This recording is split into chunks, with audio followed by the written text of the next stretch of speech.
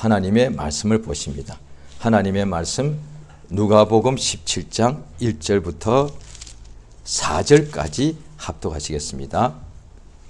누가복음 17장 1절부터 4절까지만 다 같이 찾으셔서 합독하십니다. 누가복음 17장 1절부터 4절까지 되겠습니다. 자, 시작. 예수께서 제자들에게 이르시되 실족케 하는 것이 없을 수는 없으나 있게 하는 자에게는 화로다. 저가 이 작은 자 중에 하나를 실족케 할진대 차라리 연자 맷돌을 그 목에 매이고 바다에 던지우는 것이 나으니라. 너희는 스스로 조심하라. 만일 내 형제가 죄를 범하거든 경계하고 회개하거든 용서하라. 만일 하루 7번이라도 내게 죄를 얻고 7번 내게 돌아와 내가 회개하노라 하거늘 너희는 용서하라 하시더라. 아멘. 오늘 우리 말씀 제목을 같이 한번 읽겠습니다. 시작. 용서받자. 하나님은 참되십니다. 그에게는 거짓이 조금도 없으십니다. 우리가 본래 하나님을 본 사람이 없고 또 본 사람이 없으니 하나님에 대해서 잘 알지도 못하는데, 그런데 또 그 하나님이 살아계시고 뿐 아니라 그가 참되시다라고 우리가 어떻게 알겠습니까? 하나님께서 자기를 우리 인간들에게 나타내 주셨다는 것, 나타내 주시지 않으면 우리가 하나님을 계신 줄도 모르고 그가 또 참되신 줄도 전혀 알 수가 없습니다.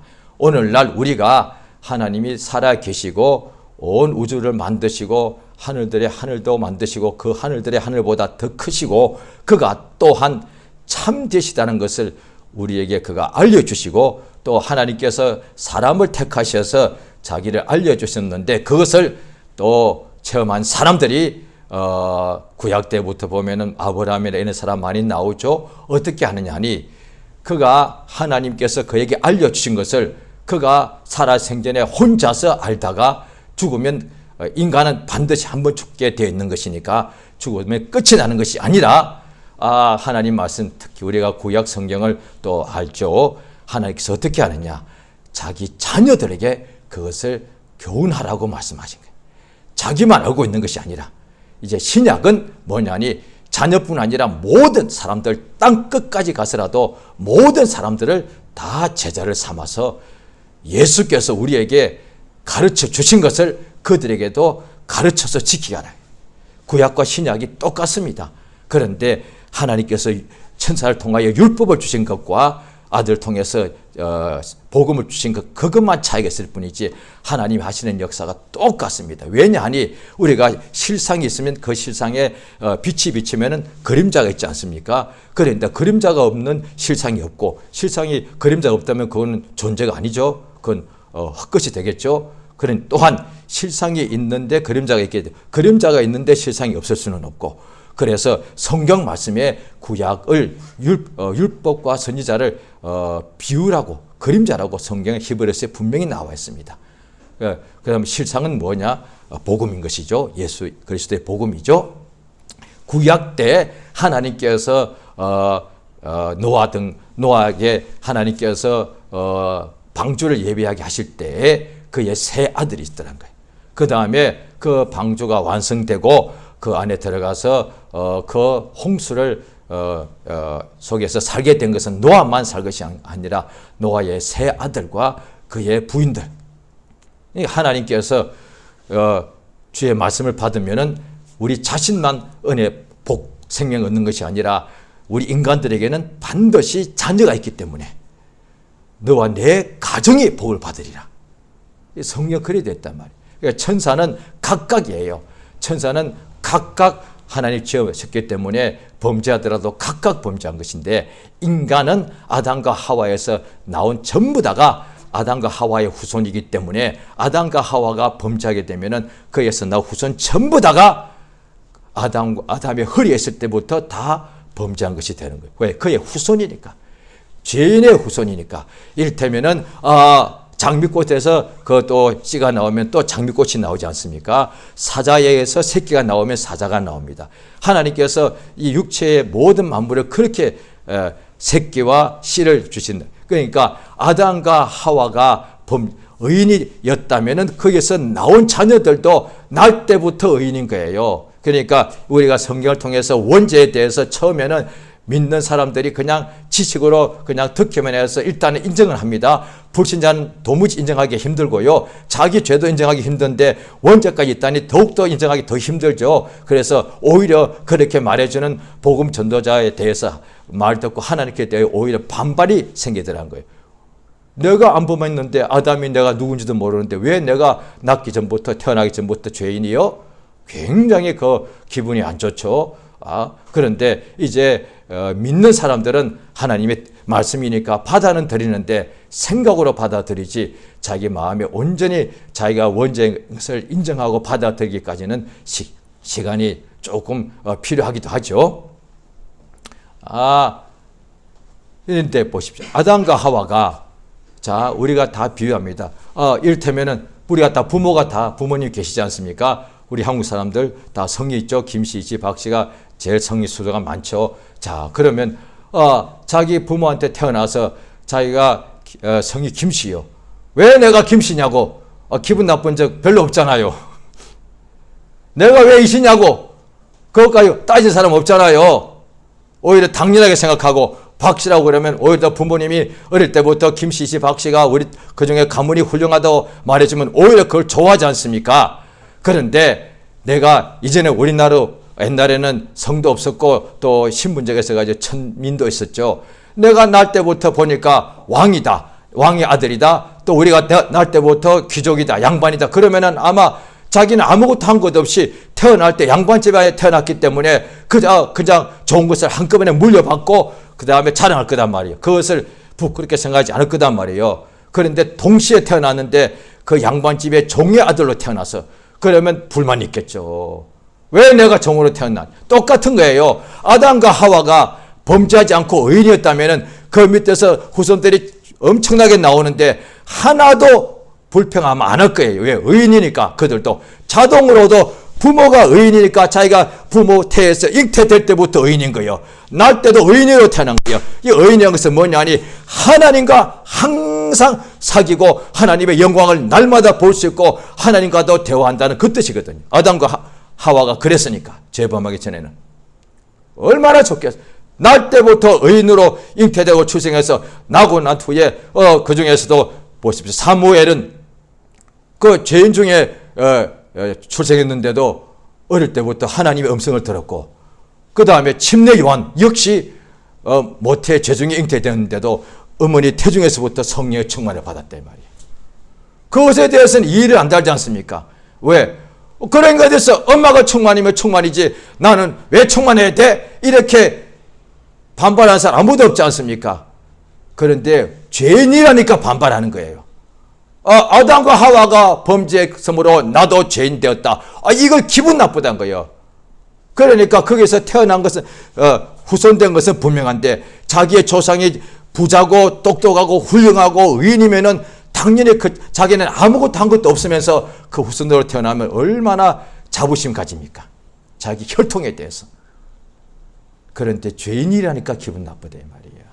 그걸 못 받아들이겠다는 거예요. 그러니까 사실은 그거예요. 그러니까 원래부터의 의가 있다고 하면 기분 안 나쁠 건데 원죄라니까 기분이 나쁜 거예요. 그걸 인정하기 싫은 거예요. 성경에 보면 아담과 하와가 범죄한 것을 하나님께서 모세를 통해서 모세가 몰랐단 말이에요. 모세가 하나님께서 영감을 충만하게 부으셔서 이전에 과거 수년, 수백, 수만, 수천만, 수억 년 전을 보게 하셨는데 그때 모세가 아담과 하와를 범죄한 것을 보고서 그러지 않았겠습니까? 그럼 모세가 만약에 기분 나쁩니다. 아담과 하와가 뭐요? 왜 그 때문에 내가 죄인이 됩니까? 하나님께 따져야 되지 않겠습니까? 그런데 그러지 않은 것 같아. 그대로 보여주신 대로 그 다음에 알려주고 그대로 기록했단 말이에요. 자, 아담과 하와가 범죄를 어떻게 하는지 우리가 알지만은 한번 우리가 성경을 보겠습니다. 창세기 3장입니다. 우리가 신약 성경을 많이 읽는데 구약은 읽을 기회가 별로 없죠. 1년 내내 가도 구약 성경 창세기를 한 번도 읽지 않고 지나갈 수도 있지 않겠습니까? 자, 창세기 3장입니다. 3장의 1장은 천지 만물을 지으신 거고, 또 2장은 보면 아담을 또 하나님께서 지으시고 또 에덴에 있게 하신 것이고, 3장에 신구약이 얼마나 분량이 많은데 3장에 이제 바로 범죄한 것이 나오는데, 자, 3장 1절을 같이 읽겠습니다. 시작. 여호와 하나님의 지으신 들짐승 중에 뱀이 가장 간교하더라. 뱀이 여자에게 물어 가로되 하나님이 참으로 너희들의 동산 모든 나무의 실과를 먹지 말라 하시더냐. 이래가지고 그 후에 이 하와가 이 뱀의 말을 듣고 받아들여서 그 4절에 보면은 제가 했습니다. 뱀이 여자에게 이르되 너희가 결코 죽지 아니하리라. 5절 같이 읽겠습니다. 시작. 너희가 그것을 먹는 날에는 너희 눈이 밝아 하나님과 같이 되어 선악을 알 줄을 하나님이 아심이리라. 그래서 6절에 보면 여자가 그 나무를 본 적 먹은 집도 하고 이래서 그가 먹고 뿐 아니라 6절의 하반절에 보면은 남편에게도 주어서 먹게 했습니다. 범죄했죠. 그 후에 하나님께서 나타나십니다. 자, 아담에게 12절에 물어보니까 아담이 하나님이 내게 주신 여자가 내게 실과를 주어서 먹었습니다. 사실이에요. 그 다음에 또 하나님이 13절에 여자에게 그럼 너는 어떻게 하여 이렇게 죄를 범했느냐 하니까 여자가 또 가로되 뱀이 나를 깨물어 내가 먹었나이다. 잘 보십시오. 중요합니다. 12절에는 아담은 여자가 꿰었다기보다는 하나님이 내게 함께하게 해준 그 아내가 내게 열매를 주기 때문에 내가 먹었습니다. 분명히 그대로죠. 따서 주었죠. 그런데 먹은 것은 본인이 먹었습니다. 그런데 13절에는 여자는 하와는 또 왜 먹었느냐. 자기가 뱀이 따서 줘서 먹은 게 아닙니다. 자기가 따서 먹었습니다. 그런데 왜 먹었느냐.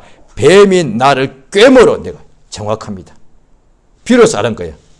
그전에는 몰랐잖아요. 뱀이 이렇게 말할 때는 야 뱀, 이 나쁜 뱀아 왜 나를 꿰느냐 이랬으면 안 먹었을 거 아니에요. 먹고 나으리에 비로소 한 거야. 뱀이 나를 속임으로 내가 먹었나이다. 사실이죠. 자, 그럴 때 하나님께서 어떻게 했습니까? 14절입니다. 창세기 3장 14절 같이 한 절 있습니다. 시작. 여호와 하나님이 뱀에게 이르시되 내가 이렇게 하였으니 내가 모든 육축과 들의 모든 짐승보다 더욱 저주를 받아 배로 다니고 종신토록 뱀이 꿰어서 하와가 죄를 범했습니다. 그런데 그러므로 하와도 죄를 범하고 아담도 범죄했는데 그 하나님 말씀대로 죄를 범했기 때문에 그 다음에 하와가 아담에게 대해서 하나님께서 또 형벌하신 것이 나옵니다. 그런데 뱀에게 가장 먼저 형벌 주십니다. 성경 그대로 뱀이 꿰었고 하와가 범죄했고 그 다음에 아담도 범죄했는데 형벌은 순서대로 합니다. 뱀에게 너는 모든 짐승보다 저주를 더 많이 받는다. 그 다음에 하와에게 너의 남편이 너를 평생 너를 다스린다. 너는 해산의 수고가 크게 더할 것이다. 그 다음에 마지막 아담에게는 너는 너희 아내의 말 듣고 먹지 말라는 것을 먹었으므로 너는 흙이니 흙으로 돌아갈 것이고 평생 돌아 얼굴에 땀이 흘려야 식물을 먹을 것이다. 이랬습니다. 그러니까 하나님께서 뱀에게는 가장 저주를 하신다고, 더욱 저주를 받는다고 친히 말씀하셨습니다. 오늘 자 본문입니다. 오늘 본문을 보십니다. 예수께서 이 땅에 오셔서 우리에게 하나님이 하시는 뜻을 알려주신 것이죠. 예수님이 나타난 것도 하나님의 아들이 보여주신 것이고 그가 나타났었는데 우리 중에 그냥 보이면 자기 모습만 보여주고 떠나가셔도 예수를 보기만 해도 얼마나 그게 대단한 역사입니까? 그런데 예수께서 공생에 30년 동안 그냥 같이 살다가 떠나시기만 해도 엄청난 영광인데 하나님이 오신 거니까 3년 반 동안 공생의 동안에 입을 열어서 마태복음 제일 먼저 보면은 예수께서 입을 열어 가르쳐 주시더란 거예요. 하나님에 대하여 영생에 대하여 우리에게 가르쳐 주더란 거예요. 그래서 예수의 가르침을 받고 듣는 사람은 천국을 이제 밝히 알게 되고 하나님을 누군지 밝히 알게 되고 예수의 가르침을 받고 받아들일 사람은 깨닫게 되어서 이제 하나님이 어떠신 분인가 천국이 어떤 곳인가 환해하게 됐다는 거예요. 얼마나 복이 있는 거예요. 그 예수께서 복음을 말하시는 중에 오늘 본문입니다. 자, 누가복음 17장 1절입니다. 누가복음 17장 1절입니다. 1절 한번 오늘 본문이죠. 한번 읽겠습니다. 누가복음 17장 1절. 자, 시작. 예수께서 제자들에게 이르시되 실족케 하는 것이 없을 수는 없으나 일찍 하는 자에는 화로다. 예, 똑같습니다. 실족이 헬라 말로 있는데 이것을 영어로 번역되고 또 영어 성경 우리말로 번역되었는데 같은 단어가 우리도 왜 한 단어가 똑같이 어떤 단어는 한 의미로서 침례할 때는 그 헬라어로 그 침례란 단어가 딱 물속에 잠기다 한 경우만 사용되었습니다. 그런데 이 경우는 이런 의미처럼 비슷한데 여러 가지로 쓰였습니다. 그래서 영어로 그렇게 번역됐고 그것을 또 우리 한국말로 번역됐는데 이 실족이란 단어가 신약에 시험 들다, 넘어지다, 범죄하다, 올무에 빠지다, 실족하다. 다 같은 한 단어인데 그렇게 그런데 크게 보면 같지 않습니까? 올무에, 그 다음에 실족, 시험 들다, 죄를 범하다, 거치는 것 이렇게 되어 있습니다. 그러니까 이 보니까 자 보십시오. 제자들에게 줍니다. 제자들에게 다른 사람을 범죄하게 한 자가 가장 나쁘다는 거예요. 마귀가 이짓했단 말이에요. 예수님 하신 말씀 중에 복음 중에 복음을 말씀하시면서도 예수님이 저주가 있다라고 하신 말씀이 여기밖에 없습니다. 이들에게 대해서 다른 사람을 죄 짓게 만드는 자, 이게 제일 나쁜 거예요. 하나님이 제일 싫어하는 것이 죄죠. 미워가 그보다 더 나쁜 것이 뭐냐? 죄를 다른 사람에게 짓게 만드는 자, 가장 나쁜 자입니다. 자, 이게 오늘 본문 말씀인데 그래서 이게 17장 2절에 보면은 2절 한번 읽겠습니다. 시작. 저가 이 작은 자 중에 하나를 실족케 할진대 차라리 연자 맷돌을 그 목에 메우고 바다에 이게 같은 것이 마태복음, 마가복음 다 나오면 지금 이제 찾아볼 건데요. 이 자신 이걸 기억해 주시기 바랍니다. 뭐냐니 다른 사람을 실족케 한 사람은 연자 맷돌을 목에 메어야 된다. 이렇게 볼 수가 있거든요. 마태복음은 여기인데 17장 누가복음은 다른 사람을 내가 죄짓게 해야 한다면 차라리 그것보다 내가 내 목에다가 맷돌 메고 바다에 빠지는 게 더 낫다. 맞지 않습니까? 차라리 내가 육체는 어차피 죽게 되는 건데 지금 내가 연자 맷돌을 목에 메어서 바다에 빠져버리면 내 인생에 빨리 미리 죽는 거예요. 그렇지만 영혼은 천국에 들어간다 이 말이에요.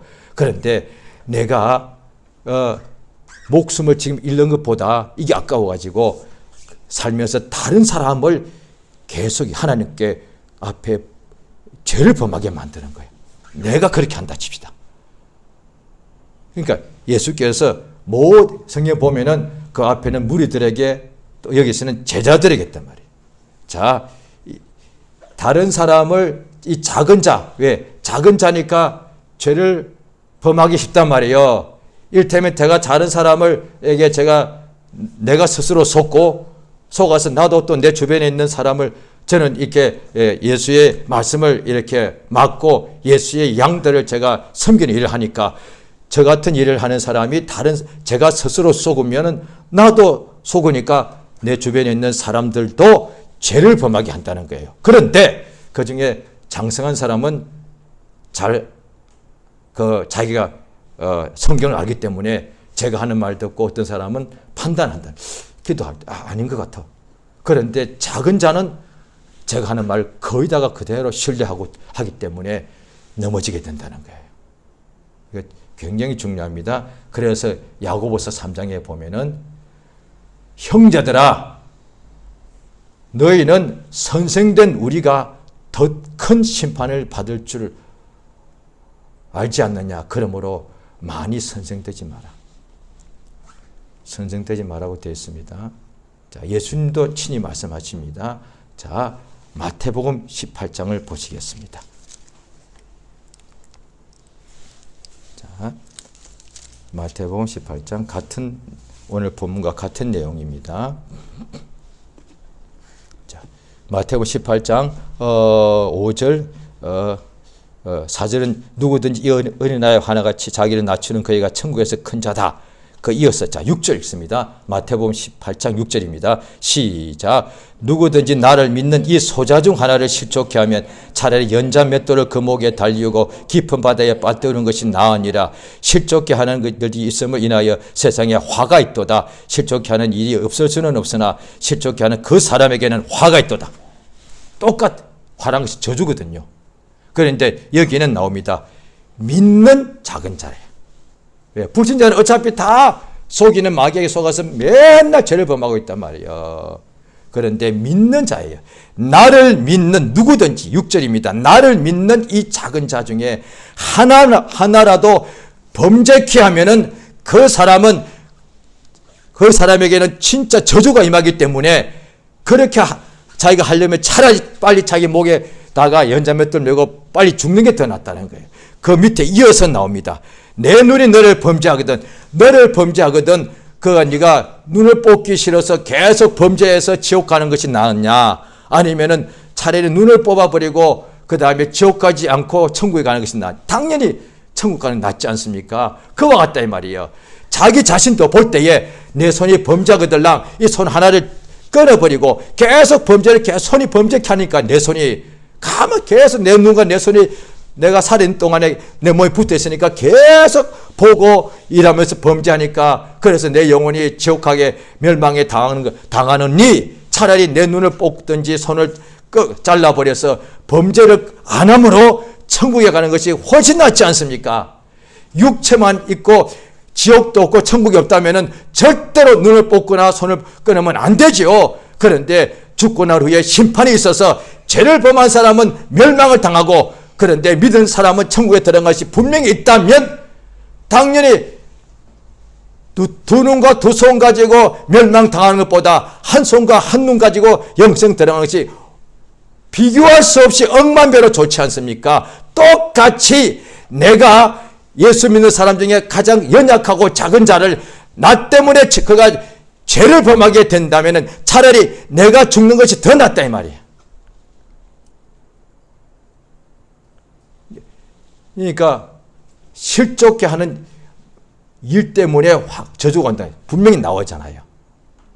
그러니까 예수님 오늘날에 범죄한 사람을 형벌하지 않습니다. 그런데 범죄하면 이미 어둠에 이렇게 지배를 당하기 때문에 예수님이 형벌하지 않아도 어둠이 그 심령을 지배하기 때문에 사망의 그늘이 심지어 믿는 사람들도 죄를 범하게 되면 그 영혼의 사망의 결박이 사망의 그늘이 오기 때문에 기쁨이 없고 감사가 없고 영혼이 불안하고 그러니 심령에도 불안하고 육체도 결국은 주님 형벌 안 하셔도 어둠 속에 결국 살아가니까 결국은 우리가 당장에 뭔가 이 하늘에 막 먹구름이 끼어서 그러니까 햇빛이 잠깐 이렇게 막힌다고 해서 금방 문제는 없고 마음이 어둡죠. 그런데 계속 오랫동안 햇빛이 이렇게 막힌다 합시다. 이를테면은 어떤 큰 건물이 들어서서 응달이 돼. 큰 나무가 성장해서 그 밑에 응달이 돼. 계속 오래되면 그 밑에서 습하기 때문에 막 벌레들이 막 생기지 않습니까? 똑같다 이 말이에요. 하나님이 당장에 죄 범하자마자 신약에는 형벌하지 않습니다. 그런데 죄를 범한 상태로 있으면은 그 영혼이 사망의 그늘이 있기 때문에 결국은 교회 다니고 심지어 성령 받았는데도 계속 뭔가 마음이 계속 그냥 기쁨이 없는 거예요. 막 불안하고 불평하고 짜증이 나오고 그냥 괜히 그냥 믿고 그냥 다 귀찮고 이런 뿐 아니라 몸도 그냥 괜히 하는 일이 했는데도 열매가 제대로 안 나오고 괜히 이 길로 가다가 저 길로 가게 되고 내가 분명히 올바로 했는데도 뭔가 잊어버리게 되고 잘했는데도 계속 그 결과가 내가 왜 이렇게 했지 이런 일들이 계속 발생하더라는 거예요. 왜? 어둠이 있으니까. 그러니까 그 사람이 그 어둠이 된 것은 죄를 범하고 죄를 범하게 됨으로 화가 오는 것인데 그 사람을 죄를 범하게 함으로 세상에 저주가 온다 이 말이에요. 이게 심각하더라는 거예요. 그래서 보십시오. 자, 그 마태복음 23장을 보십니다. 마태복음 23장. 자, 이게 중요합니다. 자, 보시기 바랍니다.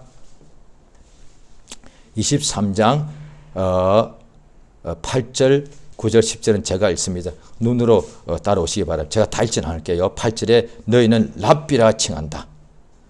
다음에 9절에 땅에 있는 자를 아비라 하지 말라. 10절에 지도자라 칭함을 받지 말라. 왜? 이들은 땅에서 선생, 랍비, 아버지, 지도자라 칭함 받기를 좋아했다는 거예요. 자, 13절입니다. 자, 같이 읽습니다. 시작. 화 있을진저 외식안의 서기관들과 바리새인들이여. 이까지만 하면은 바리새인들 그냥 우리가 흔히 알다시피 워낙 못된 짓 했으니까. 그런데 그 다음에 이유가 있어요. 자, 같이 시작. 너희는 천국문을 사람들 앞에서 닫고 너희도 들어가지 않고 들어가리 하는 자도 들어. 이게 화가 있다는 거예요. 자기만 안 들어가는 것이 아니라 이들이 지도자와 선생이 되기 때문에 다른 유대인들도, 왜? 서기관들은 성경을 가르치는 전문가였고 선생이었거든요. 그러니까 율법을 자기들이 잘못 오해해가지고 자기 의 때문에 자기도 지금 망하고 있는데도 또 다른 유대인들, 하나님 백성까지도 그들이 선생이 되어서 자기들이 속고 있는 것을 그들에게도 거짓으로 잘못 가르치니까 자기도 천국에 못 들어가고 자기에게서 배운 하나님의 백성들도 천국에 못 들어가게 하더라고요. 이들은 저주받다 이 말이에요. 예수님께서 다른 사람은 이런 적 없어. 오직 바리새인과 율법사들은 너희들에게 저주가 있다. 천사가 해준 말도 1.1핵도 없어지지 않는데 예수의 말씀은 그때 하시니까 그 자리에서 저주가 임하지, 저주가 장차 반드시 심판날에 예수가 하실 이야기를 미리 해버리신 거예요. 이미 바리새인과 율법사 서기관은, 외식하는 자들은, 바리새인 중에 외식하지 않은 사람도 혹 있었죠. 그런데 외식하는 율법사 서기관 바리새인들은 이미 2000년 3000년 후에 받을 심판을 예수님이 미리 해버리신 거예요. 그래서 그들은 이미 그때 심판을 받아버린 거예요. 예수가 말씀을, 저들은 이미 심판을 받았다.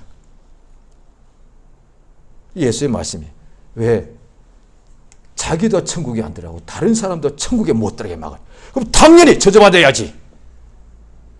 다른 사람은 천국에 못 들어가게 막고 있으니까 이게 가장 나쁜 사람 아니에요. 지구상에 흉악범도 있습니다. 다른 사람 것에 강도도 있습니다. 그런데 그들의 목숨은 빼앗았지만은 다른 사람을 천국 못 들어가게 막지는 않는다 이 말이에요. 인간 중에 제일 나쁜 인간이 이 인간이에요. 다른 사람을 천국에 못 들어가게 막는 자. 어떻게 막아? 천국에 들어가지 마. 막는 것이 아니라 거짓으로 가르친다는 거예요. 차라리 거짓말로 하면은 금방 갈 수 있는데 참인 것처럼 말하기 때문에 속는 거예요. 그래서 오늘날 이단들 말이에요. 자기도 속고 그것에서 가르침 받는 수많은 사람들도 멸망당하게 만드는 거예요. 이게 얼마나 나쁜 거예요. 자, 그 밑에 보십시오. 15절에도 23장 15절입니다. 시작. 화 있을진저 외식하는 서기관들과 바리새인들이여, 너희는 교인 하나를 얻기 위하여 바다와 육지를 두루 다니다가 생기면 너희보다 배나 더 지옥 자식이야. 이러니까 교인 하나 얻으려고 온 바다를 돌아다니다가 자기들의 교인 하나를 딱 얻게 되고 나면은 자기보다 배나 지옥 자식이, 예수님이 정확하게 말씀해요. 이 비유가 아니다 말이에요. 그러니 예수께서 미리 저주가 있도다 이렇게 말씀하시는, 그 뒤에도 나옵니다. 자, 16절 같이 읽겠습니다. 16절까지만 시작. 화 있을진저 소경된 인도자여, 명세하면 아무 일 없거니와 성전의 검으로 명세. 예, 굉장히 중요합니다. 그러니까 갈라디아서 2장에도 나옵니다. 바울이 이방인하고 같이 있는데 그때 베드로도 있었단 말이에요. 베드로가 이방인하고 같이 밥을 먹고 있다가 저기 유대인이 오니까 얼른 일어나서 자리를 피해서 안 먹은 척 했단 말이에요. 그걸 보고서 유대인들도 같이 외식했단 말이에요. 그걸 보고서 바나바도 저희의 외식에 유혹됐다. 그래서 바울이 베드로를 그렇게 책망했다고 했다. 너 때문에, 왜? 베드로가 사도니까, 유대인의 사도니까, 그가 외식하니까 다른 사람도 똑같이 다 외식해버려야 되는 거예요. 그러니까 외식하는 바리새인들은 저주를 받아야 되는 거예요. 이 이야기예요, 이게. 제자들 보고 바리새인들은 말할 것도 없고 너희가 다른 사람을, 나를 믿는 중에 가장 작은 자 하나를 너희가 죄를 범하게 만들면 너희는 화가 있다. 그래서 선생 많이 되지 말라고 그러고, 그 다음에 성경 또 다른 데는 그래서 하나님 말씀을, 이 진리를 제대로 가르치는 사람을 배로 존경하라는 거예요. 그러니까 우리 모두는 다 연약하기 때문에 우리에게 두 종류밖에 없습니다. 거짓말을 가르치는 사람, 우리에게 참된 것을 알려주는 사람. 누구도 자기 스스로를 알 수는 없습니다. 예수부터 항상 12사도가 자기들이 스스로 한 것이 아니라 예수님께 다 배워서 알게 돼요. 예수님도 심지어 나는 아버지께서 내게 할 말을 그가 다 일러주셨다. 이렇게 말씀. 성령이 너희 속에 내가 보낼 텐데 성령을 왜 보내시느냐. 당연히 세상에서 잘되게 하시죠. 그뿐 아니라 모든 진리로 인도해 준다는 거예요. 너희를 가르쳐 주신다는 거예요. 모르기 때문에. 심지어 기도할 때도 우리가 성령의 인도받고 기도하는 사람을 알지 않습니까? 기도할 때도 내가 이렇게 기도하는 어느 순간에 깨닫습니다. 아, 내 기도가 이 기도를 잘못됐구나. 내 욕심이구나. 또 제 뜻대로 기도를 하고 있는데도 기도 계속 하다 어느 순간에 어떤 데는 저 같은 경우는 참 부족한지라 아주 둔했습니다. 이를테면 1년 내내 이를테면 성장과 열매와 부흥을 주시옵소서 했다 칩시다. 그런데 1년 내내 하루에 몇 시간씩 기도했죠. 그런데 1년이 지나고 2년째, 물론 그 사이 응답도 조금씩 왔죠. 그런데 2년째 계속 기도하고 있는데 응답이 생각 밖에 몇 시간 기도하고 뭘 그냥 전도하러 막, 그때 타나 20대 후반이었습니다. 학생 때 얼마나 전도 열심히 했는지. 그런데 한 만큼 열심히 한 만큼 많이 오지 않다. 제 생각 때 때면 한 1년 했으면 한 30명 올 줄 알았는데 한 5명 정도 왔단 말이에요. 그래서 2년째 계속 기도하면서도 뭔가 마음이 좀 힘들고 이런 게 있더란 거예요. 그런데 계속 기도하는데 세상에 깨닫게, 성령으로 기도 중에 깨닫게 하시는데 나의 죄를 확 포기. 아, 내가 기도 얼마나 많이 했는데 그때 좀 깨닫게 하시지. 더 기도하는 중에 깨닫게 하시지. 사실은 네가 얼마나 믿지 않고 네가 감사치 않고 게으르고 자기를 자랑하고 이것이 다 보이는 거예요. 한국의 평양 대봉 일어날 한 해 전에 한국에 와 있는 그 대단한 선교사들이 원산이라는 데 여름에 가서 선교사 목사끼리만 수련회 하다 할 때에 목사 한 사람씩 한 시간 동안 설교하고 그 다음 또 순서 돌아가면서 다 목사님들이니까 그 다음에 예배 사이에는 개인 기도 시간을 주고 이랬단 말이에요. 그 중에 하디란 목사 맞을 거예요. 27살인가 된 목사인데, 선교 목사인데 그때 이 123년 전에 그 목숨으로 오지 않았겠습니까? 막 기도하다가 우리 교회 성도들 장로 위에 기도하고 있는데 장로님들이 참 믿음이 연약하고 열심히 전도하지 않고 그래서 소개상에서 막 기도하고 있는데 그때 하나님께서 기도 중에 깨닫게 하신 거예요. 너희 교회가 부흥이 안 되는 이유 중에 하나가 장로, 안수 집사, 권사 집사들이 말씀을 제대로 안 듣고 은혜만 받고 움직이지 않아서가 아니라 너다. 왜요? 네가 얼마나 믿음 없고 게으르고 교만하고 악하고 그걸 다 보이. 그래서 펑펑 온 거예요. 그 성령께서 가르쳐 주신 거다 이 말이야. 그러니까 진리의 성령이 오시면은 진리 가운데 인도하는 것이고 마귀가 오면은 거짓말을 진리인 것 같이 속이더란 거예요. 심지어 교회에 들어와서도 그 예수님께서 장차 팔리우시고 그 다음에 십자가에 죽으신다고 말씀하시니까 베드로가 그리 마옵소서 할 때 예수가 뭐라고 하셨습니까? 사단아 내더러 물러가라. 너는 나를 넘어지게 하는 자로다. 같은 단어입니다. 너는 나로 실족하게 하는 자로다. 사단이다 이 말이에요. 가장 나를 위해 주는 것 같이, 가장 나를 사랑하는 것 같이, 가장 나를 도와주는 것 같이 말하는데 사실은 나를 범죄하게, 실족하게, 죄범하게 하는 것이다 이 말이야. 그 성령으로 충만한 사람 알죠. 적시로 물러갈지어다. 드러나게 하든지 속으로 하든지 간에 드러나게 할 수 없으면, 만약에 자기는 성도인데 목사님이 그렇게 하면 드러나게 목사님 보고 사탄아 할 수는 좀 그렇지 않겠습니까? 그런데 속으로는 떠나갈지어다. 나를 범죄하게 하시는구만요. 실제로 그런 경우 있을 거예요. 목사님이 성도들하고 뭐 이렇게 하다가 보니까 뭘 어떻게 돈 가지고 뭘 할 수도 있고 그렇지 않겠습니까? 그러면 같이 넘어지는 거예요. 그건 나쁘다 이 말이에요. 그러니까 예수 믿는 자 중에 작은 자를 범죄하게 만드는 자가 제일. 자, 오늘 본문에 이어서 예수님 하신 말씀입니다. 누가복음 17장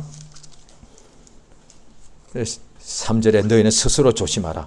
왜냐하니 내가 다른 사람을 재범하게 할 수도 있고, 또 내가 형제들 속에서 내가 유혹을 받아서 나도 죄를 범할 수 있으니까. 불신자한테는 잘 우리가 안 속으니까 항상 조심하고, 내 형제가 죄를 범하거든 경계하고 회개하거든 용서하라.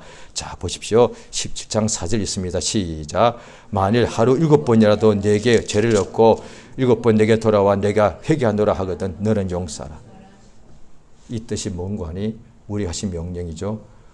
우리도 예수님에게 하루에 7번이라도 회개하면 용서받을 수 있다는 거예요.